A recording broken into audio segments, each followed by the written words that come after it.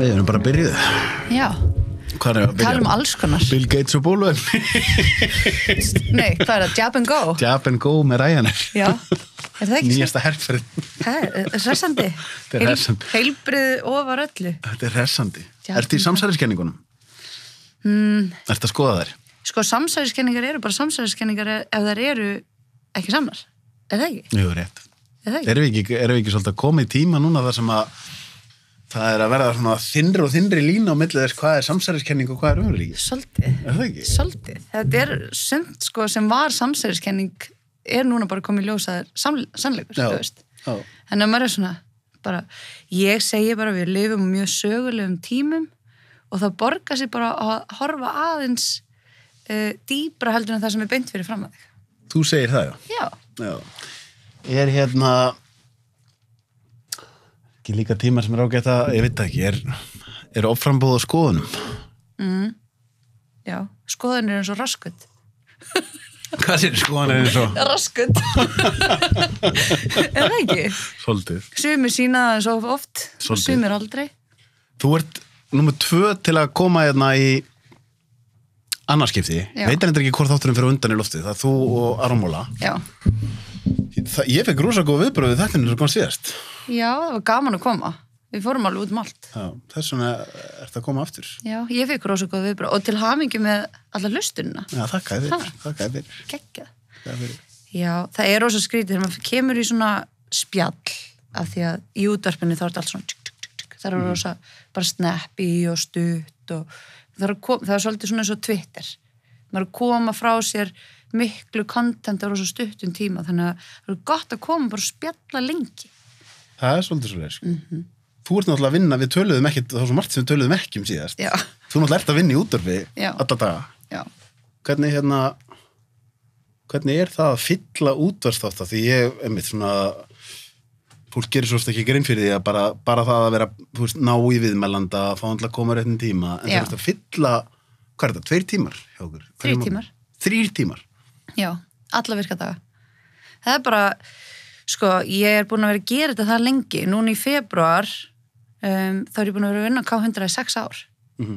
Og það hefur eiginlega alltaf verið í mínu verkarhring að svona pródusera þætti. Þannig að fylla upp í content, hvort sem það eru crew topic sem er bara svona spjall alls konar á milli okkar eða að fá viðmælendur, þú veist. Og það fer svona eftir því hvaða tími árs það er, þú veist, hvort það sé aðeins erfiðar og ég þarf að vinna aðeins meira í því, þannig að vera áhugavert og eða hvort það sé svona eins og, þú veist, á haustin og þú veist, á vorin, þá er oft margt að gerast Jú, ég veit. þú veist, í kringum eitthvað svona stóra viðburð og svona, þannig að, en ég er bara komin í held ég þá góðan rytm og þekki það marga, þekki ógisla marga. En ef ykkur ringir, þú veist, klukkan 7 kvöld, get ekki morgun.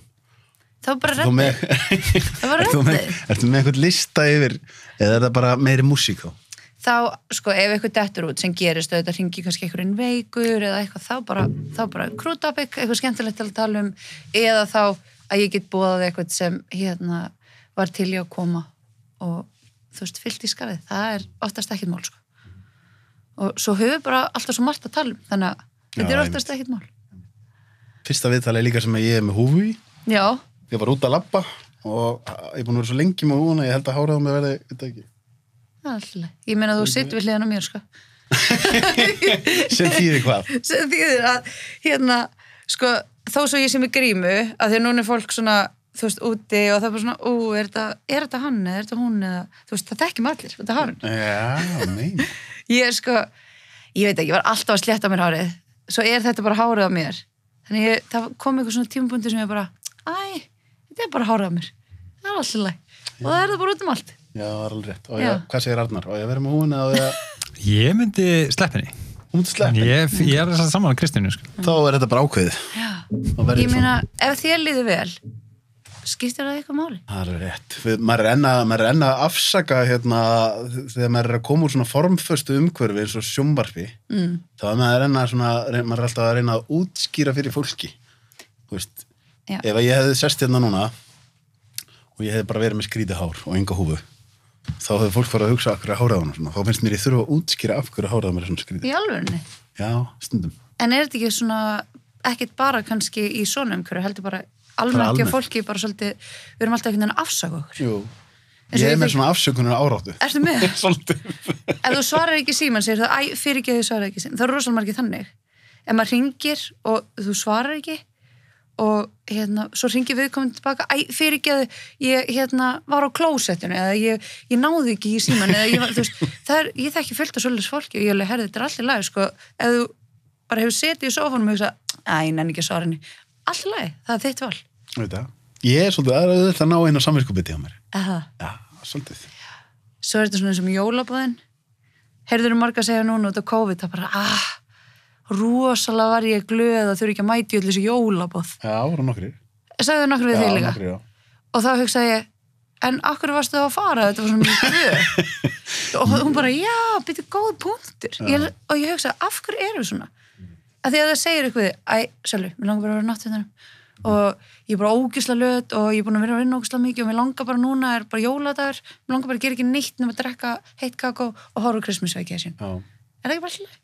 En byrjar þetta kannski þegar að maður er lítill og það er, þú veist, eitthvað vinur maður syngir og viltu koma að leika. Já. Þá verður maður alltaf að vera með útskýringu til að geta ekki leikið. Já. Og þú veist, ég man eftir sjálfum mér einhvern veginn svona, get ekki sagt bara, nei, ég vil ekki leika. Já. Og ekkert meir. Eða bara, nei, ég er ekki í stuði. Einmitt. Eða þú veist, einmitt. Ef maður væri að afbúða sig í jólabúð, þá myndi maður aldrei segja, hæ, ég kem ekki í jólabúðið.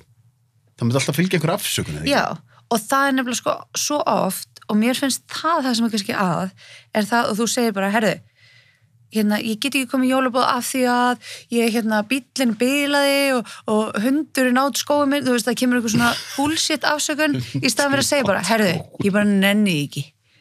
Þú veist, og ég hef heyrt þetta, það kemur svona bullshit afsökun og þá, ég fengi svona afsökun, ég fekk svona afsökun daginn og ég bara, herðu, þetta virkar ekki á mig, annarkvært bara nennir að koma og þú kemur og það er gaman, ef þú nennir ekki að koma og þarf ekki að kemur einhverju bullshit afsökun, sem er bara satt.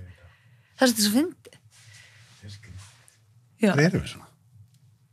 Ég veit, þetta er, sko, meðvirkni kannski, eða þú veist, þú vilt ekki særa eitthvað, eða þér finnst, þú verður að hitta fólkið þitt, þú veist, jólin, en þá er líka svolítið spurningum, sko, okkur ferður þá ekki að hitta fólkið þitt oftar milli nýjárs og jóla? Það er góð spurning. En talandi það, milli nýjárs og jóla, því að það er svona kannski frasi sem er smá í, að því þú ert svolítið komin inn núna, við viljum að tala svolítið íþróttir og svona jaðarsport og svona dót. Já. Það er svolítið oft núna á jóla- og nýjárstímanum, þetta viðtal fyrir vantalið í loftið þegar það er komið nýtt ár. Já. Og þá var það svona einmitt, það skiptir ekki máli hvað þú ert að gera á milli jóla og nýjárs, heldur hvað gera á milli nýjárs og jóla. Já. Hvernig hefur þér gengið núna að halda þínum íþróttum gangandi furðulega ári? COVID. Sko, sem betur fer mig var að æfa box aftur keppnishópurinn. Hvernig hefur þið gengið, þú veist, að því að ég held að sé svona, þú veist, einmitt, og ég fekk alveg mikið að skilabóðum eftir ég tók síðast viðtalið, að þú veist, fólki svona einhvern veginn, svona, þetta miðan við margt sem þú hefur gengið í gegnum og svona bara þetta svona mindset einhvern veginn hugafar. Þú veist, þú ert svolítið, þú ert kannski svolítið svona gangandi dæmi með einhvern sem er með gott hugafar og þú veist, það er alveg margir búin að missa alls konar rútínur út og svona. Já. Hvað gerir manneskjum svo þú þegar að það kom allt í henni bann og æfa, og fórstu bara strax í að æfa heima og eitthvað? Já. Er það? Það var bara ætti hjóltölular mér, þú veist, og svo er ég bara, ok, hvernig get ég retta þessu, þú veist, og ég er alltaf á prógrami frá styrktaþjálfarnum mínum, honum Unnari, og sem er alveg frábært, af því að það veit ég alveg hvað ég þarf að gera, og síðan kom svona tímabil þar sem ég var ekki með lóð, þú veist, og þá bara adjustaði hann prógramið, eða aðlaði prógramið því, en það er alltaf leið, séð til. Það er nefnilega, það er alveg sama hvað þú ert að gera, það er alltaf leið. Ég var til dæmis að horfa á Iron Nation, ég veist svona bodybuilding svo áhugavert, þetta er svo trillt sport og þar voru gaurar í Afríku og þeir eru ekki með, þú veist, fancy gym. Arna búin að ná í eitthvað hérna. Já, og þeir eru ekki með, gerðu bodybuilding, Afrika. Eru þeir með, Þeir eru bara að lyfta bara múrstinum og búin að búa til, þú veist, múra handlóð og þeir eru bara, af því að þetta er ekki... Ég séð svona jungle gym. Já, og þeir eru bara að redda sér. Já, það er endur alveg góða punktur, sko. Það er, þú veist, merkilegt hvað við erum sko mannskepnan svo aðlöguna fær já, og það voru ekki, mér fannst þetta með svo áhugavert af því að þú ert með alls konar svona fancy búnað skilur, þú ert með hlaupabrett þú ert með loðin, þú ert með þetta þannig er bara hérna maður sem hafði rosalega mikið áhuga á bodybuilding og vildi komast inn á Arnold Classic og hann bara reddaði sér og svo bara var hann með fyrstu bodybuilding keppnina í man ekki Lion Hunters Workout sérðu þið, hann er bara með svona eitthvað jarnadrasli, hann veitur örugglega ekkert einu svona hvað þetta er Nei, en það er þetta, maður getur endalaust fundið leiðir til þess að reyna á vöðvan, en hvernig varstu þú þegar þú byrjaðir að boxa aftur, fannstu fyrir því að þú veist, að þú væri bara búin að vera að æfa heima þér? Nei, sko, ég er ógeðslega ánægð því að ég er búin að vera mjög dugleg heima og leggja mjög mikið á mig og pæla rosalega mikið í tækni og mér var svona aðeins illt í öxlinni þegar þegar var opið ennþá, þannig að hún er alveg góð, en ég kom tilbaka og þjálfari minn Davíð og hann gerir svona þannig að ég er búin að bæta mig. Já, það? Ég kem sterkar tilbaka. Geggjað. Hvað Og ég finn það, sko. Þú finnur það? Ég finn það. Ertu þá bara, finnst þér meira power í þér? Meira power, sharp, meira svona meðvituð hreyfinguna, meira meðvituð hvað ég þurfti að laga. Og svo svona búin að stúdera aðeins bara sjálfa mig hvernig ég hreyfi mig. Þú veist, ég keypti mér boxbúða, reyndar, og keypti mér svona, það heitir double end, það varstu með svona teygju, strekta og svona líka búða. Hvað, sko, fyrir eitthvað fólk sem er að hlusta, sem einmitt svona langar kannski að íta aðeins upp rútínunni svona, þú veist, af því að maður tala við einhvern veginn eins og þig og virkar þetta allt svo auðvelt, skilur þú ert bara, hvenær vaknar á mótnan, er ekki 5:50 eða eitthvað? Jú, 5:30, actually. 5:30, þú ert með börn. Já, 2. Og þú ert að keppa 2 börn. Já. 3 tíma út af það hverju þig. Þú ert að keppa boxi og samt ertu líka, þú veist, að fara á fríköfun og svona eitthvað annað. Hvernig fer það þessu? Skipulag. Ég var ógeðslega óskipulag og ég trúði fyrir nokkur mánuðum þá sagði ég ætla aldrei að vera svona rútínukelling. Þú veist, af því mér fannst svo fyndi, ég var að vinna í kjötvinnslu þegar ég var yngri og það var svo, fólk var svo fast í ykkur rútínu, það saði þarna og gerði þetta og þannig ég gerði svolítið að ganni mín og setjast í sæti sem svona eldra fólki átti til að aðeins að messi þeim. Þú veist, og það var ein konu alveg brjáluð mig að því ég settist í sætið hennar eitt tímann og ég alveg, hún færði þig og bað mig ekki kurteislega í eitthvað. Þú veist, ég var bara krakka skratti og mér fannst þetta svo áhugavert þá og þá er ég ætla aldrei að vera svona rútínu en það sem virkar þegar maður ætlar að gera alls konar svona er rútína og skipulagt. Rútínu og skipulag, en samt líka einhvern veginn að fara út fyrir boxið. Þú sendir á mig skilabónum daginn, bara hvað á ég að gera á milli jól og nýjól sem er svona nýtt. Já. sem er með svona pakkaða dagskrá og samt finnur alveg, þú veist. Já, að því að maður getur, sko, ég trúi því að maður á alltaf að vera að pröfa eitthvað nýtt og gera eitthvað nýtt og fara út fyrir rammann. Að því að þá verður alls konar svona, ef þú ert að gera erfiða hluti í æfingum og aðeins að reyna á þig, þá verða svona áföllin sem koma á þig í lífinu, sem kemur fyrir alla. Það verður auðveldar að díla við það. Algjörlega. Þú ert vanur að gera erfitt. Frábær punktur. Gera erfið hlutina. Arna, hefur þið farið í fallegastök? Arna var búin að ná í fyrir okkur eitthvað Herði, já. Einhverja ykta útgáfa því. Já, þetta er heimsmetið. Þetta er sem sagt lengsta svona frífall allra tíma. Og hérna er, mann og ég alveg hvað hann heitir hérna þessi maður, en... Hann er með rauðan takka á því sem hann er að fara að hoppa af. Hvað þýðir það? Það er ekki gott. Og hvað er hann að hoppa? Þetta er Felix Baumgartner er að fara að hoppa úr geimnum. Ok. Ég held að svona sjón sér sögur ríkari, sko. Baumgartner, ok, komdu með þetta. Jumping from space. Auðvitað er þetta Red Bull. Gives you wings. Sveitum okkur Red Bull. Ok. Þetta er bara einn. Já.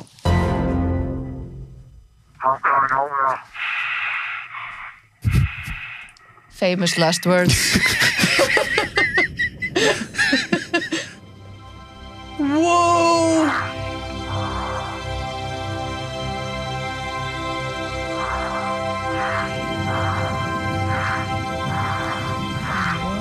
Það verður ekki hrættur að festast þarna. Það verður svo margt sem ég verður hrætt við akkurat þarna. Ef einhverjur eru sko að hlusta, fólk ætti náttúrulega að vera að horfa, þá er gæðin að hoppa úr geimnum. Við sjáum bara svona sporbaug jarðar. Er það ekki? Jú. Já. Það er þessu lofsteinn að koma til jarðar. Vá, hvað ætla hann sé að fara hratt? Ég ætla að vera að spá því. Hef gefað upp hérna eftir.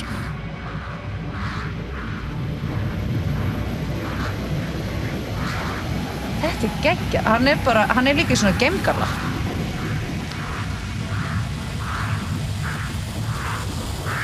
Það var ekkert óglar. Ég hef myndið að pæla í, sko. What's he doing?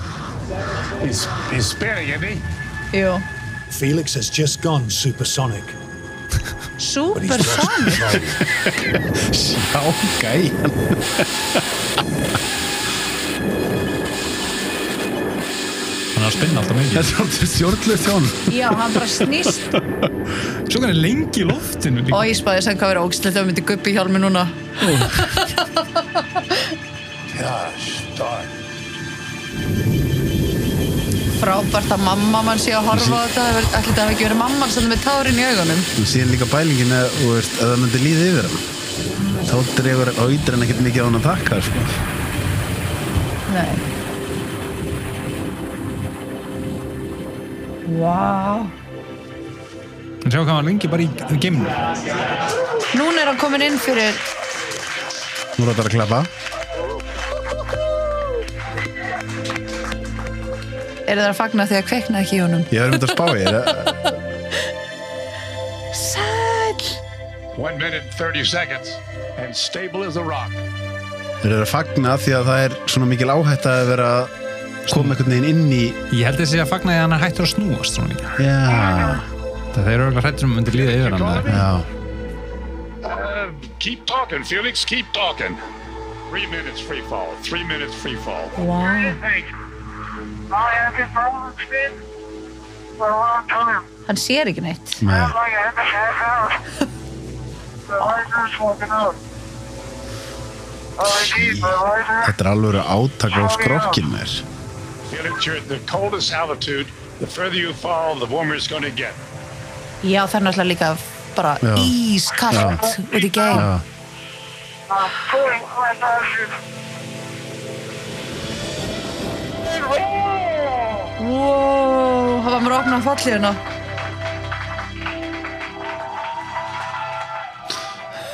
En er þetta þá official heimsmet í...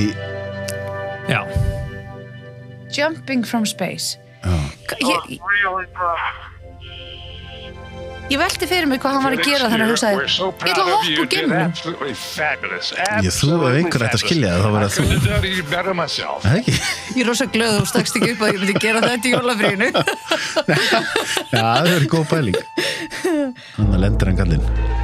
Nice. Það er rosa. Wow. Sögðu þeir hvað hann væri á miklum hraða? Hann fór á supersonic speed. Hvað Hvað er supersonic speed? Það ekki ekki. Þetta er með 80 miljón Vá. view. Þetta Þú hefur ekki farið í fallegastak? aldrei. Aldrei farið í Hefurðu fallegastek. pælt í því? Aldrei farið í teigjustek heldur. Ég farið í degistak. Hvernig var það? Það skrýja svo loftrættur maður. Ég var bara að gera það mitt til að skora sjálfum á hólm. Já, ok. Hann er á 1200 km hraða. 1200 km hraða. Já, Já, það er alveg, er það ekki hérna, fer maður ekki frá... Speed of sound, sko. Já, Hann- ég ætlaði hann að segja, brýtur ekki- hljómúrinn. Já, brýtur maður ekki hljóðmúrinn eitthvað í kringum 900 eitthvað? Jú, ég held það. Vá, maður. Það er ekkert skrítið hann var pínu bumbult. Úff, 343 metrar á En sekundu. spáði því hvað mannskefnan er Já, 700. Já, geggjuð. já, hvað hún þóli mikið? Já, ég meina bara, þú veist, hvað við gerum til að augra okkur. Þú veist, Já, margir, sko, eða margir, kannski er meiri hlutin af okkur alltaf bara í þægindaramanum, ég veit það ekki. jú, örglega eru flest þannig, sko. Svona svolítið blund. Og það er svolítið, ég þarf eiginlega að fara að fá okkur hugmynd núna, það er svolítið síðan að ég hef farið eitthvað vel út fyrir minn ramma, sko. Búin að vera svolítið inn í honum, sko. Já, Lappaði þarna Jakobsveginn 2018, svo hljópi Laugaveginn 2019. já, Veit ekki alveg á þessu ári, og ég er svona ekkert þannig, sko. Manstu hvernig að þú fórst síðast alveg svona vel út fyrir þinn?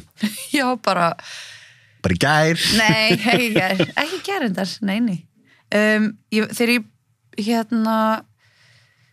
fór í svona svolítið gott surf daginn, þá fór adrenalínið svolítið upp, af því að okkur, og líka þegar ég fór reyndar í sumar út í Faxaflóa að kafa, Biggi Skúla sem kennarinn minn, frídagkennarinn, hann er svo mikið snillingur, hann kemur sér bát og hann bara, við ætlum út í Faxaflóa að kafa og ég hef aldrei farið að kafa í sjónum, bara farið að kafa í Silfru og Bjarnagjá og svona stöðum sem bara mjög gott visibility. Já.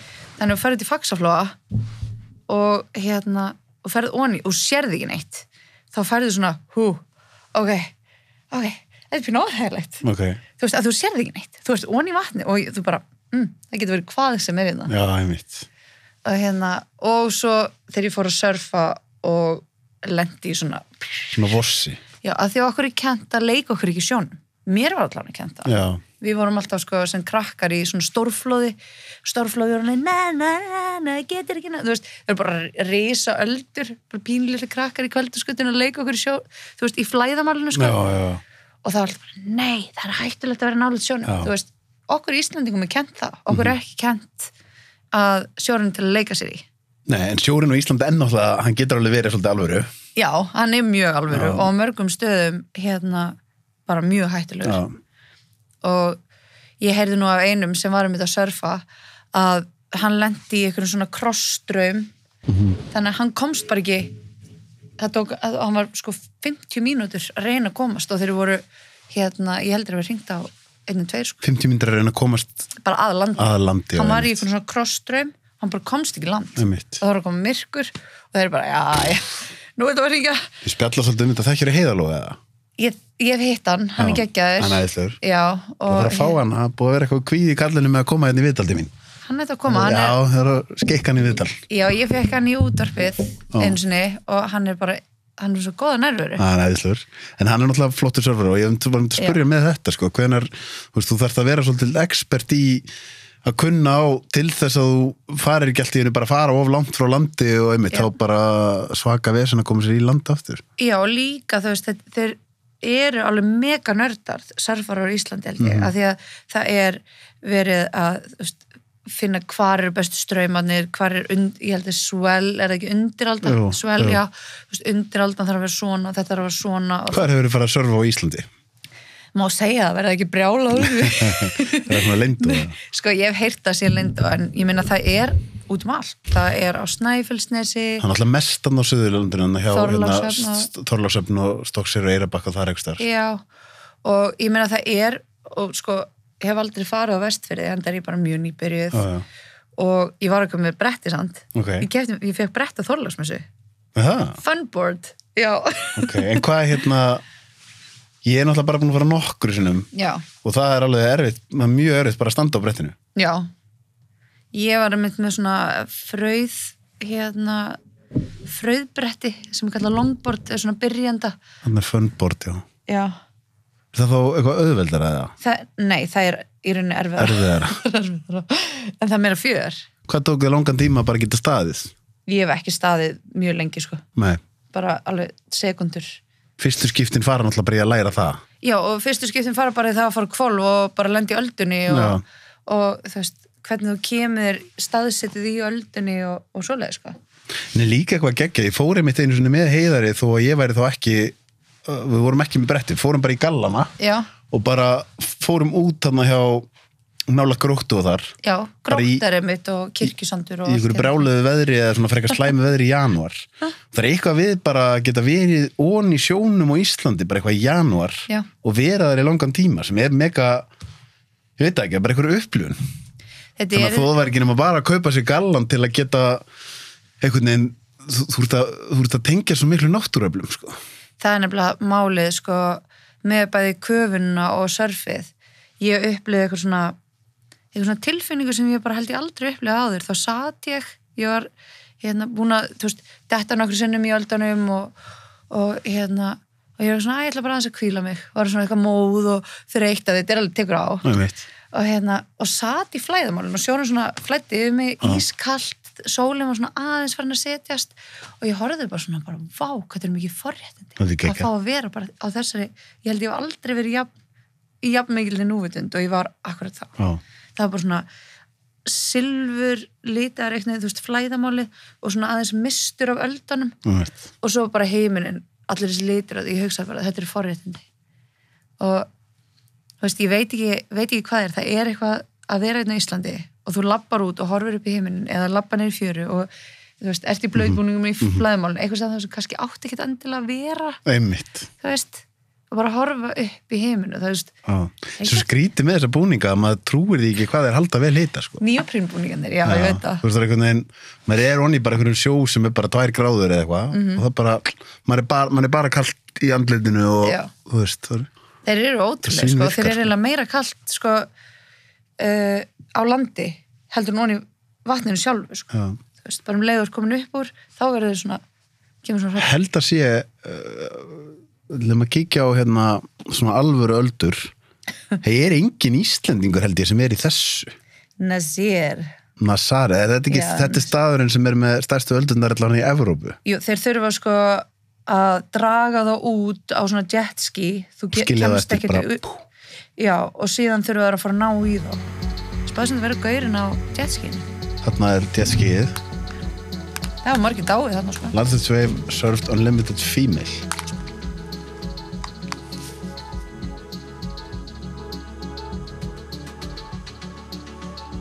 Ef þú myndir detta af í svona ertu ekki eiginlega bara alveg Detta af brettinu? Já, þú veist, ertu ekki bara fokk? Jú, ég held að Þú ert að fá slatta þyngdón á þau sko Þú ert að sleppa mjög vel eða það er ekki eitthvað beina að fara að brotna sko Já, hver er munurinn á large wave og heavy wave? Það er góð spurning en þið sjá bara Jesus. aflið í öldunni Já Þú veist, þetta er ekkert smottir í sko Nei, sko, ef þú færð þetta ofan á þig þá brotnar eitthvað Já, það er svoleið sko Já, en ef þú lendir inn í þá ertu kannski ekki að fara að brjóta mörg, jú, kannski, jafnvel Inn í túpunni en þá ertu að fara að veltast eins og bara í þvottavél Já, einmitt Safnast alltaf sama fólk og horfir á Já, þetta er sko Shit, maður einmitt, þau hugsa að missa jafnvæði þarna sko Já, og hraðinn sem þú ert á og sérðu And that wave was quite special, although it was terrifying as well. It's a proof to myself that I still love the sport so much, you know, even after so many hard times. Svolítið eins og með, þú veist, hvað fær fólk til þess að vilja gera eitthvað, það sem einmitt, það er bara svona, þú veist, ef eitthvað klikkar, þá ertu kannski bara frá í, ég veit ekki, 6 mánuði eða annar hefur komin að taka híti. Nei, þetta er hérna hvað sem var mælt með hérna heaviest wave afsurfara Tiobu ein mest heavy aldan og mér langaði svo að spila bara ef þú myndir vita það Kristín, munur náði af hverju segja þér ekki, þú veist, bara largest wave hvað er heavy? Sko, það er örgulega hvað segir Kristín?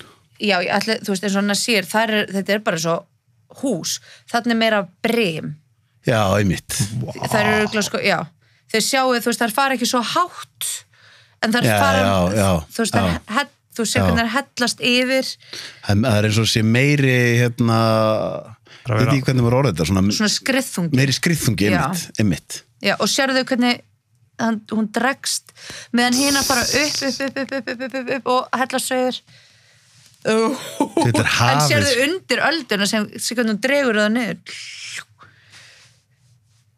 Er þetta vídeóð af Heaviest Wave? Já. Þetta er rugglað, sko. Tahiti, það er eitthvað þarna í Kyrrahafinu, eða ekki? Jú, er það? Jú, þangað, þú er ekki komið þangað það? Nei. Ekki heldur. Wow, sjáu, oh my god. Þú erum ekki að sjá það einu Þeir mistu völduna hann. Já, bara fara yfir hann. Þeir fóru yfir, séu brettið þarna ykkur sem hefur verið undan honum. Wow, en sjáu hvað þetta er fallegt. Þetta, ég meina, ég get alveg ímyndað mér þegar þú ert búin á tökum og þú ert komin í þetta, þá hlýtur þetta að vera einhver tilfinning sem að fyrir þessa aðila að það sé ekkert sem að toppi þetta, sko. Þetta er þetta mannlega og svo, sérðu, þegar þú dettur á brettinu, þá er ein regla, það er bara halda fyrir hausinn. Já, að því að þú myndir fá brett í hausinn, þú veist, það ekkit bara það aldan sé frá þér, það það þú ert að sæl, og svo svona surfer etiquette, sjáðu hvernig hann næstu að klassa, já, mitt, þú veist. Fór á hann. Já, þessin eru svona núbbarnir eins og við þurfum að passa okkur að respekta það sem... Við fyrir, Já, ég held að þeir sem eru svolítið meira svona pró og eru búin að gera þetta lengi, þeir fíla ekki, maður er sko að eyða góðri öldu í vitleysu. Einmitt. Að því fólk getur alveg verið að bíða eftir réttu öldun í ógeðslega langa tíma, sko. Já, og maður þarf líka bara að respekta, þú veist, maður þarf að virða, þú veist, fólki sem er kring svo, ekki vera frekja, skilur, ekki fara á eitthvað. Bara mjög einfalt, en þetta er heaviest vegi, þá er þetta bara einhver alda sem er bara ongoing alltaf svona heavy, eins og þessi alda í Nassar í Portugal, sem er einhvern veginn alltaf. Já, hún fer meira upp, þú veist, og brotnar yfir, á meðan þessi, þú sér hvernig hún dregst undir og fer mjög, hún er svona meiri skriðþungi. Ég fer strax að hugsa þegar við erum að velta þessum, hérna er 64 foot wave. Hvað er þarna, 64 foot. Hvað er það? Það eitthvað 20 eitthvað metrar. Þarna, ég held að þetta er vídeo sem ég var að leita að. Þannig að sér maður hvernig aldan stækkar á bakvið hann, sko. Já. Þetta er alveg... Þetta er svo mikið rugl. Þetta er svo stærðin á þessu, sko. Sjú. En þú veist, hvað... Þetta er rosalegt. Sæll. Það lítur að vera eitthvað tilfinning að vera með þetta aftan á sér og einhvern veginn þannig að næra túpunni. Sko, þetta er einmitt bara dæmum það þegar fólk byrjar að gera erfiða hluti og pússar alltaf aðeins og pússar aðeins og pússar aðeins. Sjóðu, hann er ennþá að. Svo kemur vossið. Hún er búin að minnka vel þegar hún næra honum hana. Hann er bara mega rössi þarna, sko. En ég fer einmitt að þeir eru að þið verður svolítið byrjað að tala um þessar hluti, bara hvað fær mannskepnuna til að gera hluti. Já. Og ég náttúrulega hitti hérna Wim Hof, Ísmanninn. Já. Og það var einmitt svona eitthvað, þú veist, þegar ég var að gæja sem er búin að slá eitthvað, mann ekki hvernig búin að slá, þú veist, 20 heimsmeti eitthvað. Já. Í, þú veist, eitthvað að hanga á einum fingri í einhverju hæð og hérna allur kuldinn og allt þetta, þú veist, og þá var ég einmitt að spurja hann, sko, þá var hann var kominn þangað, hann sagði bara, ég er ekki hræddur við að deyja, en ég er rosa hræddur við að lifa ekki. Já, ég held að það sé... Það bara var mottóið, sko. Já, og svo er þetta, sko, þú veist, eins og, sko, Tyson Fury, þú veist hver hann er. Já, boxari. Heavyweight boxari, breskur. Já. Og hann er svolítið karakter og svona. Og ég veit ekki hvort þú vitir að þegar hann, sem sagt, hérna, vann heimsmeistaratitilinn, tók hérna heavyweight champion of the world á móti Klitschko, að eftir það þá fór hann bara í geðveikt þunglyndi. Massíft. Af því að hann var búinn að ná því sem hann ætlaði að ná. Ætlunarverkið. Þú veist, hann var bara búinn að ná því sem hann ætlaði að gera. Já. Og hann var bara svo þungur og fór í sjálfsvígshugsanir og sjálfsvígshugsanir, var hann ekki bara komin langt í dóp og bara reyndi að drepa sig og bara þyngdist 50 kíló bara, einmitt og svo kom hann tilbaka og hérna, ég veit ekki, sástu Deontay Wilder og Bronze Bomber og Tyson Fury sástu þegar hann hérna slóði niður hann var rottaður spáði að samt stóð hann stóð upp þetta er, fyrir mér er þetta bara svona atriði í lífinu, það er alveg sama hversu fast úr slegið niður að þú ætlaðir að standa upp, þú bara sást hann bara... Það er þetta frábæpuntur. Þú veist, hann tók bara þennan. Hún var aldrei verið rótuð. Nei, ekki verið rótuð, ég verið ekki verið slegið niður í gólf, sko. Nei. En hérna, það er ekkit, sko, rosalega það er ekki mjög algengt í amatörboxi. Það er náttúrulega miklu algengara í prófabóksinu. Og fólk færir en að ganga lengra, sko. Dómararnir í amatörboxinu eru svolítið að passa upp á það. Hvernig er MMA og box mann finnst svona eins og MMA sé aðeins svona, ég veit ekki hvort það sé það að MMA sé aðeins búið að skyggja á boxið það er svona eins og þegar Mike Tyson kom aftur núna þá var svona, maður held einhvern veginn svona fyrsta skipt í langan tíma sem maður var svona must watch, þá var það gæði sem er yfir 50. Já, og svo segja sko boxararnir, þeir eru við nefndum ekki að horfa á þetta, þú veist. Nei. En ég horfði á það af því að mér fannst það mjög áhugavert af því að ég horfði náttúrulega Tyson bara í gamla daga sko. Og fannst það áhugavert svo svona var ég fyrir pínlitum vonbrigðum að því að þetta var greinilega svona svolítið bara sjó þetta var svona aðeins að fylla byttuna hjá Tyson og Roy Jones held ég maður hafa líka á tilfinninguna að það hafi verið svona óskrifu regla að Tyson myndi láta hausinn á honum í friði. Já, það, þú veist. Það ekki Roy Jones 50 og 30 eða eitthvað? Þetta voru ekki eins og óskrifa reglur. Þetta var sko sýningabardaði, það átti ekki að vera neitt sigurvegari og það var bannað að róta og bara eitthvað. Já, því maður bara bannað Tyson að róta. Sáuðu hérna... Já, ekki bara Tyson róta. Sáuðu hvernig hann leit út bara fyrir bardaðan Tyson, bara hvað hann komin í ruttalegt form. Ísli. Og hérna fara að fá högg frá honum og vera orðin 50 og 34 að bara gæti enda mjög illa sko. Það er ekki búin að vera að taka við höggum í langan tíma sko.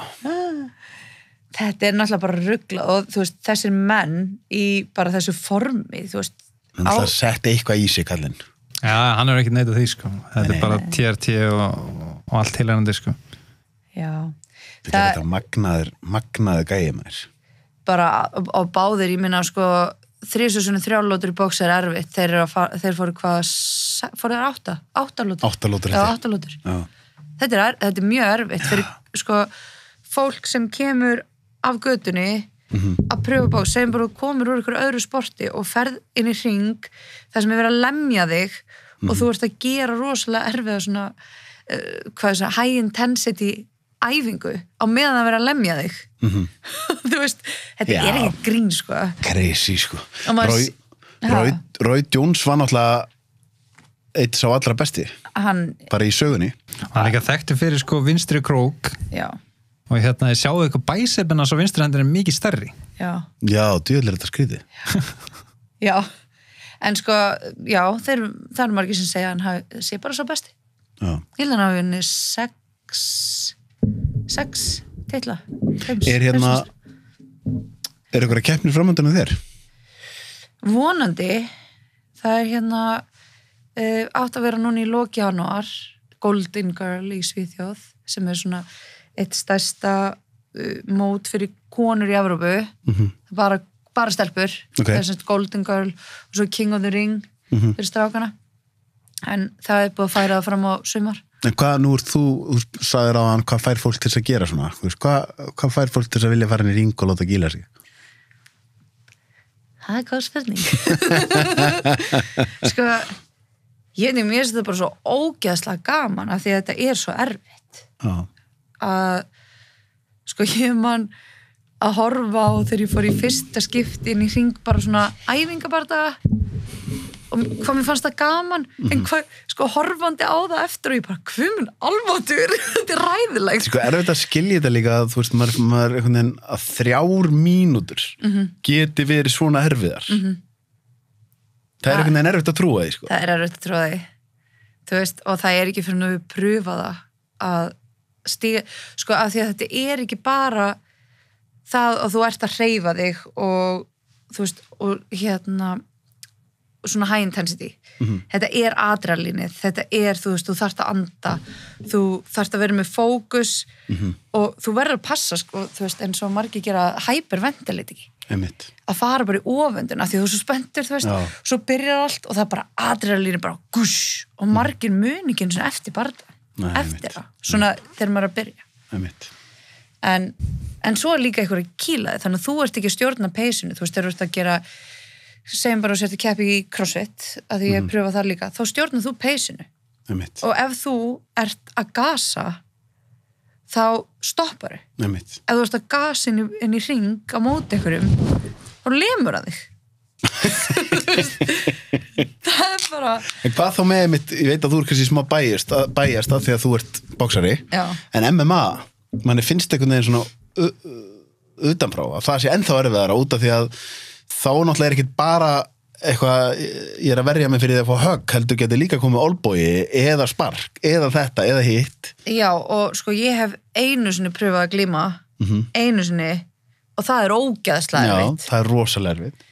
Og þá held ég að sko, maður getur sagt, sko bardag íþróttir, af því að þú ert ekki að stjórna peysin þín sjálfur, þú ert með eitthvað sem er að, þú veist, reyna að koma þér í gólfið, þú veist, grapla þig, eða sparki þig, eða kýla þig, eða þú veist, hvað sem þeir reyna að gera við þig.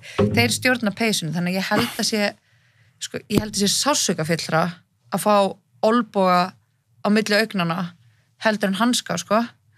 Þú veist. Það bara hlýtur að vera það. Já. Þannig að þetta er öðruvísi. En, sko, ef ég myndi bera saman það sem ég gerir og Sunna gerir, þá myndi ég segja að það sé miklu sásukafyllra það sem hún gerir. Já, einmitt. Ég held að geta alveg verið svona æfingarlega séð svipað, en höggin sem hún tekur, til dæmis eða hnésparkar þig eitthvað í sólarplexusin, skilur, það er bara ógeðslegt. Ekki þægilegt. Það er ógeðslegt. Lærar. Ok, Anderson Silva, þegar hann brýtur á sér, hafið þið séð það? Ég hef séð það. Erum við að fara að horfa á það? Ég ætla ekki að horfa á það, ég skal spila það fyrir ykkur. Þetta er bara eitthvað suttalegasta. Silva var líka svo miklu uppbóldi að þetta gerir, sko. Hvernig dattir í huga að fara að stinga upp og ef við myndum horfa á þetta helvíti mær? Þú veist, og gaurinn svona, ok, hann sparkaði með, þetta var ekkert mál, en hann bara braut legginn á sér, skapningin á sér í tvett. Hvað erum við að horfa á mær? Vitleisa. Nei, þetta er Butterbean. Þið veitir hvað Butterbean er? Já. Hann er alltaf, sko, Butterbean er, sko, ég held að það sé dáin. Þetta er að verða svona ADD þáttur í okkur. Já. Hoppum úr einu í annan. Já, nei, ég sá það bara. Butterbean hvað var hann aftur? Hann er boxari. Var hann eitthvað svona síni, var hann góðu boxari í alvörinu? Hann var góðu boxari. Hann var að róta legit gaura á svona. Já, hann er bara, sko, en er þetta ekki líka, þú veist, það sem er að gerast náttúrulega líka, eins og þú sagði ráðan með Mike Tyson, að hann er bara safn í budduna. Jú, hann sagði það sjálfur, sko. Hann sagði, okkur ætti að segja nei við þessum bardaga, þú veist, þetta er bara... Nú náttúrulega er Floyd Mayweather og Conor, það setti svolítið fordæmi fyrir, þú veist, segjum nú sem svo núna, það væri bara einhver svona celeb sem væri kannski ekki alveg á besta staða með verilinn. Þú veist, bara nú er ég bara svona hypothetically að segjum að Tom Cruise og Brad Pitt væri svona aðeins farnir niður. Hversu mikinn pening myndi það generita ef þeir væri að fara saman í hringin? Svona $50 million á mann. Er það ekki? Já, og svo sjáu þið, sko, Þú veist, það er alltaf að búa til bara eitthvað spektakul úr þessu. Já, lokkarinn, Logan, hvað heitir hann? Logan Paul, sem var að sperjast á Mike Tyson kartinu, bróður hans, Jake Paul. Já, sko, Jake Paul er boxari, Logan Paul er núna að skora á Mayweather? Nei, hann er í MMA, sko. Logan Paul er að skora á Mayweather. Þeir eru að fara að berjast. Já, en bróðir hans. Já, Jake Paul er að reyna að skora á Conor. Conor McGregor. Og veitu hvað hann gerði? Ég veit ekki hvað hann með marga, ég þarf að checka hann marga á Instagram. Er þetta einhverju YouTuberar eða? Já. Ég er bara að spila Call Out video, þetta er svo stutt fyrir Já, hann followar einn á Instagram og það er konan hans Conor McGregor. Alveri. Já, maður. Og hann segist að koma með $50 million ávísum fyrir Conor, bara hann best, en samt í boxi, Kristín. What the fuck is up, you Irish cunt? Good morning, Conor McGregor. I know you're probably beating up old dudes in a bar right now, or maybe you're jacking off because you're sick of fucking your wife. I mean, she's a 4, Conor. You could do a lot better, but happy Monday. My team sent you a $50 million offer this morning. $50 million cash, proof of funds. The biggest fight offer you've ever been offered, but you're scared to fight me, Conor. You're ducking me because you don't want to lose to a fucking YouTuber. You're 0-1 as a boxer. I'm 2-0 as a boxer. I just came off the 8th biggest pay-per-view event in history, but you want to fight Dustin Prober, who has less followers on Instagram than my fucking dog. That's a fact. And Dana White, you're a fucking pussy too, you ugly fucking bald bitch. You said there's 0% chance of this fight happening. Getur þessi gæi eitthvað? Já, hann er góður, sko. Er hann góður? Conor, you're scared. Dana, you're scared.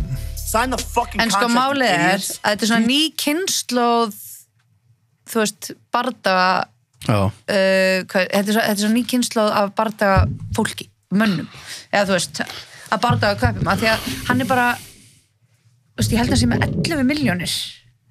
Á Instagram? Ég held það. Og er að followa einn? Já, Connors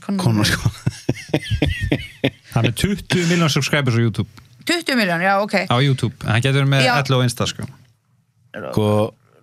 Conor McGregor Nei, hann með 18 miljónir Já, ok, já Og Og að followa Connors Já, Geðveik vanverðing Það Conor fór náttúrulega á næsta level í trastóki á móti Mayweather Já, Mayweather og náttúrulega Khabib Vitið þið hver Draymond Green er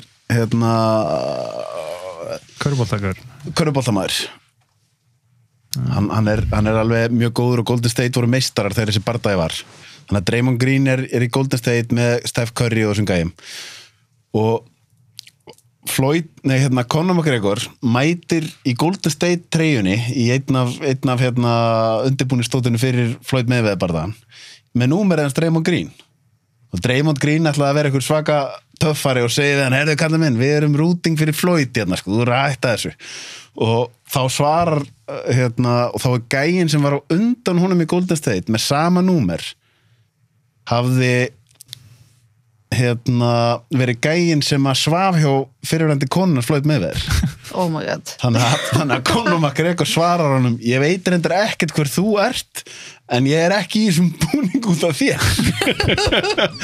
stay in school og eitthvað dótskilur það Conor ég held að Conor sé fyrir utan kannski Muhammad Ali einn besti trastókari sögunar í íþróttum Hann var það þegar hann komið harða samkjáni sko. Já, þessi gæi að fara greinilega En sko það sem mér finnst svo skemmtilegt þetta, ég er ekki alveg búin að ná þessum bandin á milli þeirra, ég er ekki búin að fylgjast alveg nógu vel með hvert þau komið en það sem er skemmtilegt við þetta er það að fólk er eitthvað bara svona þetta er komið út í eitthvað rugl Nei, er þetta ekki entertainment? Þetta er það er málið Af hverju leifum við ekki bara, go for it þeir eru bara fá fullt af áhorfendum sem er geðveikt Horfðu þið á Floyd og Conor í beinni? Nei, málið er að ég keypti Pay-Per-View en það krassaði Þannig að þú ætlaðir að horfa það? Já Kristín, þú horfði á það? Ég horfði það, já Ég beið, sko Já Ég hef ekki beðið jafn mikið eftir neinum barda frá því ég fættist, sko Horfðu þú á live, eða? Já, okay. Og ég segi bara, þú veist, einhvern veginn, það voru allir bara þetta er djók, eitthvað MMA-ga, eitthvað en varst að horfa? Góð sölumæður Conor Já, og sko, þeir sem sögðu þetta verið djók, horfðu líka Sko, það horfðu allir, hvað sem þú varst bara ædirlega glata en þú horfðu bara ógeðslega bara blaðamannafundirnir voru meira spennandi en flest allir bardaðar sko. Já, Mayweather er business kall sko. Hann er það Hann er mjög klár og sko ég held líka allt underkartið í þessum barða, ég held ég sé ekki að segja vitleysu hérna, allt underkartið var Mayweather Promotions Rétt Hann er klár, Rétt. Hann er mjög klár Kann og business Ég meina, hann sko, Mayweather er talað að fengi $300 milljónir fyrir hann fætt sko. Það eru 30 miljardar og þetta er maður sem er $3,000 á viku í klippingu, hann er skalllatur Hann er líka, sáðu það með hann er komið gerfiskegg Já, hann er komið gerfiskegg Varstu búin að sjá Floyd það? Mayweather Oh my god, þetta er svo fyndið Hann er búin að láta græða þessi skegg Þetta er að vera svo ríkur og bara kaupið skegg Þetta er kannski sérst ekki alveg ná að vera á svona mynd sko. Og líka, hann er hvað Hann er platskegg Þetta er platskegg bara lít á hann Transplant Ok Ég held þetta sé samt bara eitthvað svona meira hann fer bara hálfgræstofu, þetta er límt á hann endist í viku, svo þetta bara skiptis út tekið af sér Þetta er svona jab and go Það er búið að vera einmitt og ég þú veist maður vera það er oft gaman svona fólk sem að fólk gaggrínir rosa harkalega sem maður er stundum svona að hugsa bara er gæinn bara að trolla okkur öll skilur eins og hann, þú veist business modeli, maður hugsa, þú veist, fyrst var hann að vinna bardaga svo leiðin hans til þess að svona, þú veist, hoppa alveg upp mörg level í að fá borgað var að verða gæinn sem allir horfa á af því það langaði allir svo mikið einhver myndi rótan og þá fór það að vera businessin hans, bara ég ætla að gera allt þess að fólk þoli mikið þannig að það verði rosa eftirvæntinga eftir öllum bardagunum af því það er allir að bíða eftir fyrsta gæinu sem vinnur mig, skilur Svo er hann bara svo góður Ég veit og þannig að það er á endanum orðið þú veist, maður hugsa bara hefði Floyd Mayweather hann hefði ekki fengið nærði svona mikið pening ef hann hefði ekki verið svona mikið gæin sem þú vildir að myndi tapa sko. Einmitt, Það er bara business model. Hann er klár. Ég menn, hann var á ár eftir ár nummer 1 yfir hæst launustu íþróttamenn í heimi. Hvað mörg ári röð? Mörg ári röð og samt hann taka 1 og 1 bardaga. Já. Þú er Hann er búin að fá yfir $1 billion í tekjur bara út frá bóksun, bara í Fight Sex. Já. Það er vera sér vikið, sko. Það er mjög vel gert. En þú veist, mér finnst þetta vera partur af þessu, þú veist, er þetta sjó í kringum. Þetta er pínu sirkus. Þetta er sjó. En hvernig fyrir eitthvað, sko, eins og þig sem ert, þú veist, að keppa í boxi og þú veist, ég er búin að vera með Gunnar Nelson og svona, einhver sem er kannski svona að mastera eitthvað kraft og svo er einhverjar aðrir sem kom inn og eru bara að reyna að vera í showbusiness. Heldur að böggi suma, þú veist, svona eins og svona bara svona atvinnuboxar og atvinnu MMA að svo kom einhverjir inn og bara fá miklu meira borgað af því þeir eru bara miklu meira entertainment, sko.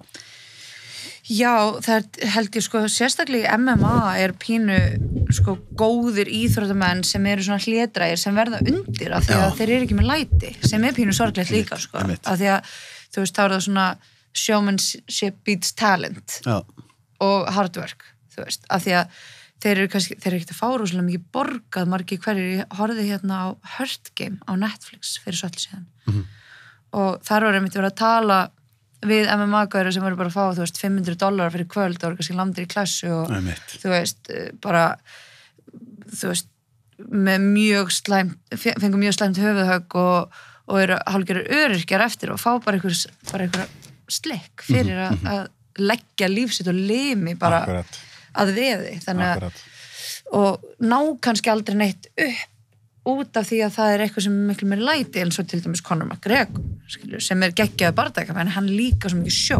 Myndi ég geta safnað einhverjum peninga ef ég myndi núna skora á einhvern? 100%. Hvernig ætti ég að skora? Hvernig ætti ég að skora? Lofa Bergmann? Já, það væri svona Logi er svo léttir og ég er bara slagur. Það væri alltaf best ef þú værir í einhverju bífi við ykkur, sko. Það er eitthvað sem gjörsamlega bara þolið ekki. Þá er gott að selja hann bara það, sko. Hvernig myndið þér setja peningin á? Mig eða Loga? Það fyrir eftir, myndið ekkert æfa? Gefur ykkur ár? Já, eða allavega fyrir 6 vikur eða eitthvað svona training. Já, við tækjum 6 vikur að æfa. 3 mánuði að æfa. Sko, ég ætla að segja að þú myndir alltaf taka Loga í ykkur MMA bara, sko. Ég var til að heyra statsin, hvað er Logi hár og þyngdamennur? Logi þyngur og hærri en ég. Það er strax alveg svona, það er að fara upp á móti, sko. Já. En ég myndi veða þig. Já, ég. Svona meiri grimd í mér. Já, Logi er svo slagur. Jó, það er líka, ég held að það sem að hjálpi er að ég var náttúrulega að æfa og keppi í japansku skylmingum þó ég hef aldrei verið neitt í boxi þá er þessi fjarlæðar, þegar maður er mörg ár búin að vera á mót, þá fæði maður tilfinningu fyrir fjarlæðum í bara kombat, sko. Algjörlega. Og það, ég held að það hjálpi, ég fór einu sinni eitthvað svona, hjá Gjertani Guðbrands engaþjálfara, ég var með vinnu mínum, hann fór að láta okkur boxa og boxa við sig og svona og þá fann ég mitt að það hjálpaði mér bara að hafa þessar hugmyndir fjárlæðir, sko. Já, að því að, sko, hnefaleikar eru það að vera, þú veist, í reynsi, í reyni, sko. Þú veist, þú ert alltaf að halda þér, þú veist, að því að þú kýlir högg og ert of nálagt, þá kæfur högg, þú veist. Og líka kunna að halda aftur af sér, sko. Já. Þannig að strax ég fóð með vinum mínum, sko, eina skitt sem við settum okkur sjálf. Og logaði í slag. Logi, ég ætla að hringja. Logi, gerum þetta. En veistu, Logi myndi sjá til þess að það myndi græða fullt af peninga því. Eða ekki? Jú, eða ekki? Ég er náttúrulega held að þetta getur verið bara pay-per-view event og það getur allir bara grætt fullt af peninga á þessu, sko. Láta gerast. Hvernig eru íslensku lögin? Þetta er að vera ólympískt, ekki? Ólympíski nefnileikar, hann hefur verið með hérna. Þið þurfa ekki að vera með hjálm. Við þurfum ekki að vera með hjálm? Nei, þið þurfum ekki, bara stelpur og börn. Eru það reglunar? Það eru reglunar. Hjálmandi voru teknir á strákunum fyrir nokkur ára síðan. Er ekki eitthvað hættulegur að vera með bara upp á eitthvað svona breindamets og eitthvað? Sko, það er einhver rök fyrir því að það sé hættulegur fyrir karlmenn að vera með hjálm. Af því að þá lemja þær fastar, en ég held maður lemja bara fast. Já, einmitt. Þú veist, en þetta er eitthvað sem á að verja mann, sko. En við spörrum alltaf, sparrir svona æfingar, þú veist, bara one-on-one. Já. Að við spörrum alltaf með hjálm, sko. Já. En ég veit ekki, ég aldrei pröfa að keppa, ekki með hjálm, kannski þegar maður fyrir pró. gamalsaldri. Ég ætla alltaf, hvað myndi taka þig langan tíma að kenna mér, bara svona basic fléttur?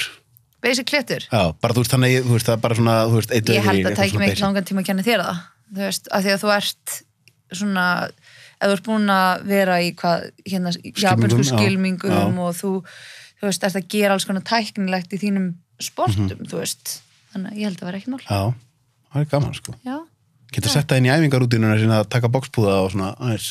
Já, af því að það er alveg, sko, að sjá munin á mér fyrir, sko, 3 ára síðan og núna í dag er bara alveg ruglað, sko. Já, einmitt. Ég er svona skammast mér pínu að horfa á þegar ég var að byrja. En þetta er erfitt. Ertu inn í Mjölni að æfa það? Já. Hjá Davíðrúnari? Já. Já, ég ætla að fá hann einhvern tíðan þáttu líka. Já, hann er náttúrulega mjög skemmtilegur og hann veit allt box og svo náttúrulega Kolli-box, eini atvinnubóks er í Íslands. Já, og ég hef verið svo heppin og við erum bara góði vinir, stelpunar okkar voru á sama leikskóla og ég kynntist konun hans og síðan einhvern veginn í gegnum boxi fatti að þau voru, já. Hann er í þungaveikt, eða ekki? Hann er í þungaveikt, jú. Og hann er að hjálpa Hafþóri að undirbúa sig fyrir hvenær verður það? Eddie Hall. Hvenær verður Hafþóri? Október næsta ári. Í september. Já. Það verður nú eitthvað maður. Já, og sjáu þið hvað Eddie Hall er ritt. September. Eddie Hall er náttúrulega gamall, hann var náttúrulega strongman. Já, en áður en að fór í strongman þá átti hann að vera í Ólympíuliði Bretlands í sundi sko. Þannig að hann er í grunninn rosalegur íþróttamaður sko. Já, hann er atvinnu íþróttamaður, en hann er náttúrulega miklu Hafþór hefur náttúrulega stærðin á hann sko.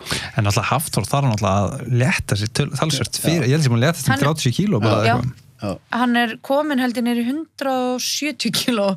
Ég meina, ef þú ert 200 okkar kíló að boxa, ég held að þú myndir ekki endast bara í 30 sekundur. Enda þið erum náttúrulega búin að sjá vídeo þar sem að Conor og hann er eitthvað að flippa saman. Já, Hafþór og Conor. Já, bara hvað Hafþór gasar rætt, sko. En sko, það sem þeir hafa líka úr sínu sporti er þetta, hvað sem er fasad, þú veist, þeir hafa þessa grimmd, að því að þú ert strongman, það þarftu bara að vera pínlítið motherfucker. Já, bara trilltur. Trilltur, sko. Þannig að það er ekki, þú veist, þú verður ekkit sterkasti maður í heiminn en að vera bara, geta farið yfir það var eins og Kjartan Guðbrands, hann náttúrulega góðu vinu Jóns Páls sko, og hann sagði bara, þú veist, að því Kjartan hefur orðið Íslandsmeistari í fitness, Íslandsmeistari í vaxtarækt, Íslandsmeistari í kraftlyftingum, Íslandsmeistari í hestaíþróttum, hann er bara svona einn mesti keppnismadur sem ég veit hann segir bara aldrei séð í neinni íþrótt sem var eins og Jón Páll á því leiti að þegar þetta fór að vera rosalega vont, þá kom svona glamp í augun á honum, þá var svona eins og hann var að byrja sko. Þá fór að vera gaman sko. Já. Og það sem hann hafði umfram alla aðra var bara sársaukaþröskuldurinn var á einhverju allt öðru leveli sko. Já, þetta er svona, eins og ég segi, svona motherfuckers. Þetta er svo Kolli saði ekkert við mig, þú getur verið ógeðslega næs fyrir utan hringinn lega fyrir inn í hringinn og verið motherfucker. Það er bara motherfucker. Það er bara svona. En þeir eru rosalegir, sko, Eddie Hall náttúrulega kemur líka fyrir svona uppruna, það sem, þetta er svona bær sem var mikið svona málmiðnaðabær, þetta var held ég námibær í Bretlandi og rosalega fátækt eftir að iðnaðurinn fór úr bænum. Akkurat. Og mikil fátækt og þú veist, hann var bara dýraverður og þess að hann með ör, þú veist, og augun allir út í örum og því hann var dýraverður og svona brjáluðum börum og þú veist, að hann er pínu bara svona, hann er svolítið motherfucker í sig, sko. Klikkhaus. Já, og ég meina, þú veist, Hafþór líka að sjá hann taka heimsmeistaratitilum bara núna síðast og svo tilkynnt hann að hætta eftir það ekki. Jú. Já. Þetta er rosalega mannver. Já. Rosalega mannver. Það er svo leisk. Algjörlega. Ég var að pæli einu, það kom hann áðan þegar vorum að horfa á surfið og þetta svona pæli með svona fólk að við skoða eitthvað Alex Hannold, fríklíkan. Ertu að djóka? Ég ætla einmitt að tala um hann og og líka vinans af öllu sem að er svona einhvern veginn að bæli að þá er það svona einhvern veginn það er bara eitt að magnaðast að frí sól og myndin þegar hann er að klifra án búnaðar upp þennan vegg hana. Þetta náttúrulega bara... Já, svo hann að tala skilur hann komin, ég veit ekki, 20 metru upp eða 50 metru upp eða eitthvað, og þá getur kannski ekki leðurblökur stokkið út. Já. Og þá þannig að vera undirbúin fyrir það, eða það getur leðurblökur kúkur sem hann grípur í staðin fyrir, þú veist, og ef það koma leðurblökur og hann bleiði við þá deyr hann. Þetta magnaði gæði, sko. Ég nefnilega sko ætla að horfa á Free Solo og af því ég var að horfa á Dawnwall á Netflix, hefur séð hana? Nei. Það sko klífur félagi hans, hann heitir stólur mig hvað hann heitir. Sjá, hann heitir Honnold. Tommy Caldwell, já, Tommy Caldwell og Alex Honnold klifra saman, en sem sagt, ég held að Tommy Caldwell tekur erfiðustu leiðina upp El Capitan en með búnaði. Ég heldur að við 19 daga á vegnum, hann og klifurfélagans. 19 daga? Já. Sjáu líka hann með eitt putta. Eitt putta. Já, og sko já, þetta annar. Þetta Tommy Caldwell. Það vantar á hann eitt putta? Já, okay. Hann sagaði af sér puttan og þeir sagði hann myndi aldrei klifra aftur. Og hann þú átt að segja fólk, þú gerir þetta aldrei aftur og þá kemur og gerir eitthvað svona. Já, einmitt. Það bara, ef þú segir, þú veist. En ég bara fyrir að hugsa, sko, að Alex Honnold og þessi gaur eru another level. Fyrir þá sem hafa ekki skoðað Alex Honnold, þá einmitt bara, hann er að fríklifra leiðir, þú veist, bara veggi. Heitir þetta El Capitan, hann stóra sem hann klifraði upp? Já, sko, El Capitan í Yosemite. Já. En það eru margar leiðir upp. Já, einmitt. Þú veist, þú getur klifrað eins og Emily Harrington var daginn fyrsta konan til að klifra einhverja ákveðna leið á undir 24 tímum. Einmitt. Þú veist, og síðan einmitt En það er eitthvað sem ég hugsaði þegar ég var að horfa á þessa mynd og horfa á hann klifur upp allan hennar vegg án búnaðar, þá held ég sko ég held að svona gæi komist í svona núvitundar hugarástand sem ég held að ég get ekki alveg skilið það, sko. Sáuði horfðirðu eitthvað á heimsleikinni CrossFit? Ég sé svona búta. Ok, það var nefnilega... Mennur nýjustu eða? Já, af því að þú varst að tala áðan. Þetta einmitt að fara svona internal, eða þannig. Þetta bara, þú ert eitthvað staðar og svo kemur eitthvað það sem flestir myndu gefastu upp. En þá sækir þú kraftin, svona eins og Jón Páll. Katrín þannig gerði þetta. Í erfiðustu þraut... erfiðustu að mínum mati, það var reyndar önnur sem var aðeins óksleri.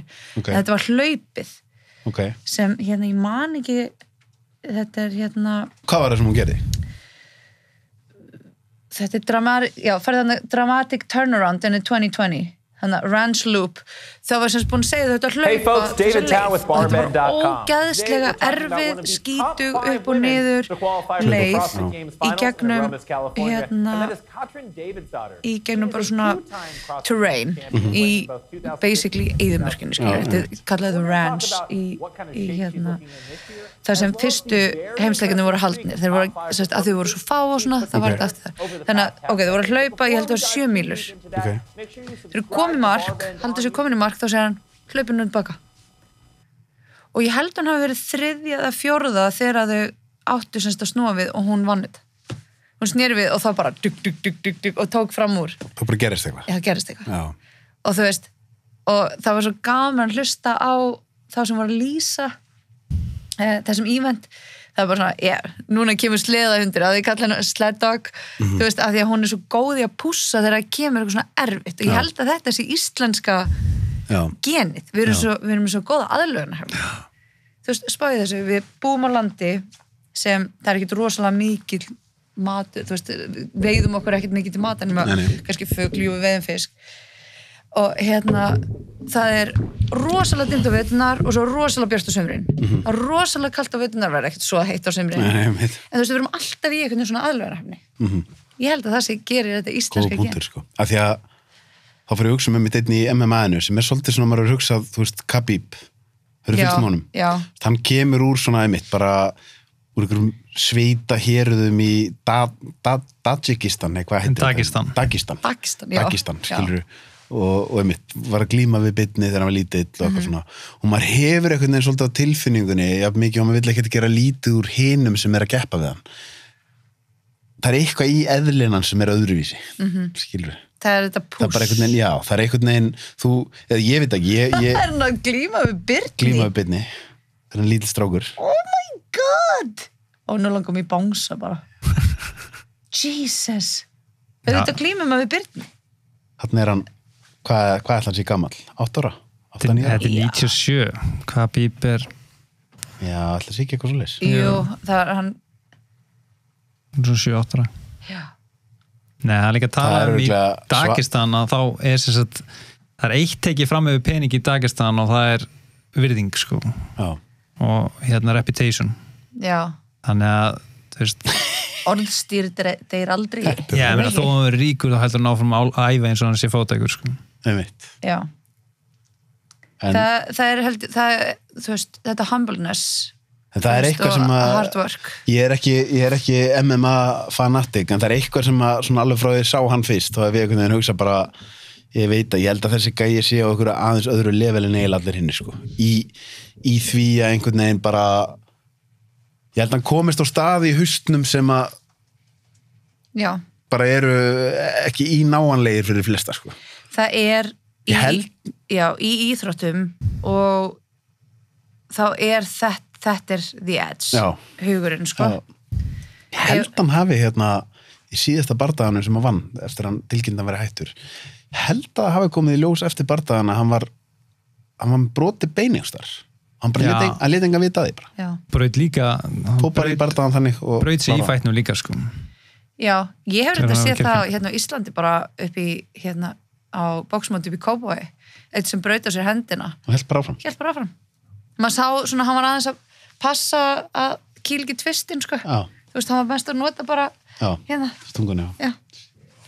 En, þú veist, en hann kláraði bardagan, ekkert að kvenka sér, þú veist. Já, það örugglega eitthvað, þú veist, við töluðum vorum alltaf að tala áðan þetta með þegar þú sagðir frá því þú varst í flæðamálinu og, þú veist, í sjónum og það eitthvað við þess að hörðu náttúru og allt þetta. Einhverstaðar djúpt inn í okkur eitthvað úr forfeðurum okkar. Þetta eitthvað svona aðlögunarhæfni og eitthvað svona... Augljóst að fólki sem var að koma hingað þau verið aðeins öðruvísi fólk heldur að var hann eitthvað chill í Greiklandi, sko. Þetta bara kalt og þú veist, þú þurfti að vera út á sjó að veiða fisk í brjálu, þú veist, þetta var allt svona borða ógislan mat að því að...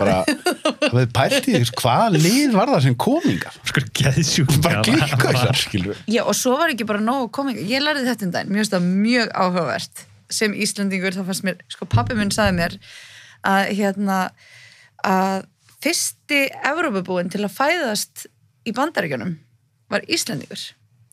Þetta í sögu Eiríks rauða og hún hét Þorgerður og hún var með barni þegar hún fór með manninu sínum. Hún var landkönnu. Fyrsti Evrópubúinn sem er fæddur í Ameríku? Íslendingur, já. Vá, það er mesta stórmæklu. Okay. Já, byrju, hún hét Þorgerður... já, bara... þetta hann fættist á Vínlandi já, ég leti finna born og af því að hún var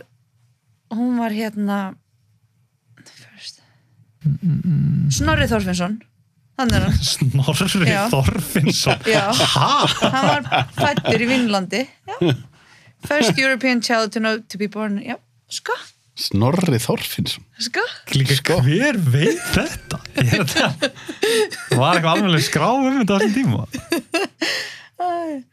en finnst þið ekki gegja það? Þú veist en maður bara að hugsa ég manni fekk þess að hugsa rosa sterkt þegar ég var í Beirut í Líbanon og fór þar í borg sem heitir Byblos sem talið að sé næst lengsta samfellda byggð í heimi 7.000, það er búið að vera einhvers konar borg ekki stór, í 7.000 ár já. Og þegar ég var þarna var ég myndið að hugsa bara hér er bara fólk búið að vera í 7.000 ár rosa gott veðurfar bara vaksa ávextir og allt þetta og Íslandi var bara þú veist fyrir fólk bara nokkur 200-300 árum það var bara hvernig fór fólk að því að lifa af hérna, skilur við? Það meikar engan sens að hafa komið hingað, sko. Nei. Það er alveg svona, þú veist, að maður hugsa bara hvaða fólk var það sem kom hingað. Það lítur eiginlega að hafa verið fólk sem einhvern veginn átti ekki breyka einhvers þar annars þar. Þetta er ekki fyrsta option. Nei, ég finnst líka, getur eitthvað að þú veist bara snúi við, bara svona, já, ok, þetta er svona land, ég ætla að snúa við. Það eru eldgos og ísjökar. Já, og hérna, já, mér fannst þetta náttúrulega svo merkilegt. Ég myndi að vera á Íslandi, vera fyrsti aðalinn á Íslandi. Það er engin hús, ekki neitt, ertu bara bakuð eitthvað steina og eitthvað þess að... Lifa? Já. Hafið þið hort á Vikings? Hafið þið hort á þá þætti? Bara eitthvað aðeins. Já, þá, hérna, er einmitt sýnt þegar, hérna, hrafnaflóki nemur land á Íslandi.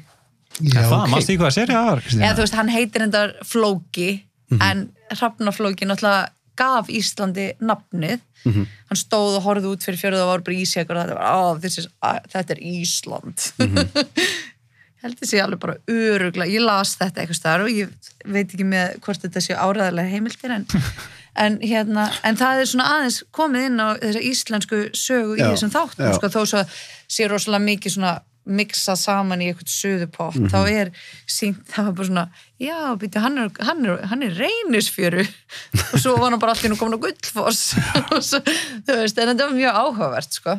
Ekki að áhugavert á Snorri Þorfinnsson, það fyrsti Evrópubúinn sko? Sem fæðist í Ameríku, ég hef aldrei eftir með það. Nei. En þetta er, þú veist, aðlögunarhæfnin okkar er rosaleg, sko. Já. Rosaleg. Ég bara trúi því og líka bara með þú veist, myrkrið og birtuna. Að, þú veist, við þurfum alveg aðla, þú veist, maður finnur alveg að breytist svona alveg bara þjóðarsánin þegar kemur myrkur og svo einhvern veginn lifnar aftur við og svo kemur aftur og þú veist, og við erum einhvern veginn, sko, þetta er náttúrulega áhugavert. Einmitt. Hafið þið prófað að vera í langan tíma í hérna á stöðum þar sem er bara dimmir á sama tíma á kvöldin og birtir á sama tíma. Þú veist, ég hef einu sinni verið alveg 2,5 mánuð samflitt í þannig. Já. Þá fattar maður einhvern veginn, þú veist, við vanmetum svo mikið hvað náttúran hérna og allt þetta er að hafa mikil áhrif á okkur. Já. Þetta er rosa bara, svo sveiflukent, sko. Já, og til þess að geta verið hérna, þá þurfum bara aðalast. Já, einmitt, því þú veist, maður fer eitthvað staðar, bara eins og maður er eitthvað staðar í, þú veist, bara nálægt miðbögg, það bara er eitthvað neginn, þú lappar út á bólnum og þetta er bara svona, þú veist, að meðan að hér er bara, ok, það er bara herpa mig hérna úti, þú veist, þetta er alveg, þú veist, og einhvers staðar er þetta í, þú veist, maður er alltaf með þessar teóriur, bara, þú veist, hvað, við erum einhvern veginn bara í íþróttum og öðru, við erum alveg á allt og háu leveli meðan hvað við erum fá. Já, það er bara, og það er einhvern veginn bara, þú veist, krakkar eru bara settir í íþróttir þú veist, veldu er íþrótt þú var að gera eitthvað það er svolítið það er mjög, hérna, það er mjög mikið hreysti á Íslandi þó svo, sko, ég held ég hafi séð frétt daginn þar sem var sagt að Ísland væri feitasta þjóð hvað, OECD eða eitthvað svoleiðis.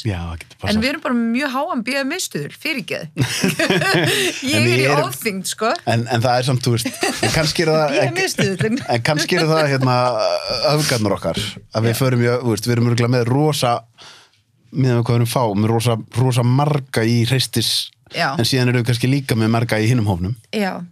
Já, en ég meina það er alveg staðreind að, sko, ég veit ekkert hvort það sé bara með Ísland eða hvort það sé Norðurlöndina, Evrópa, en með við, ef þú ferð til Bandaríkjanna og sérðu mjög óheilbreytt fólk bara á hverju strái, en síðan eins og hér, þá er alveg, maður sér engan í þessum hóp sem er svona, eins og maður myndi segja, svona morbidly obese. Nei, ég hef ekki séð. Nei, það er þannig að fólk sem að myndi flokkast sem kannski bara svona þyngsta fólk á Íslandi miðan við hæð, það er bara fólk sem þú sér það öðru hverju götu þannig í Bandaríkjanum. Já. Það er bara ekki alltaf gott. Já. Ekki sími búin að hringja á fellu? Nei, það var að bóða mig á fundar alltaf. Ekki að fá því heimsókn. Það var heitt líka hjá okkur. Herri, mér er ekki jafn heitt á síðast. Mér var heitar síðast. Nei, það er slögt af eftirni. Mín er farin. Þetta var ekki. Við töluðum ekkert fríkauðun. Nei, við höfum það eftir. Þú kemur aftur, sko. Það ekki? Alltaf gaman að fá þig heimsókn. Alltaf gaman að koma. Herðu, bara dásanlegt. Takk fyrir að koma. Aftur.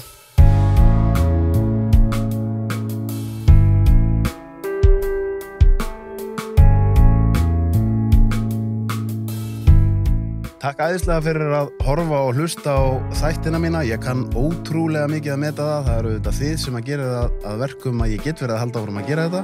Og mig langar að biðja ykkur, það verið rosa vel þegið, að subscribe hér á YouTube rásina mína eða á Spotify eða podcast appinu.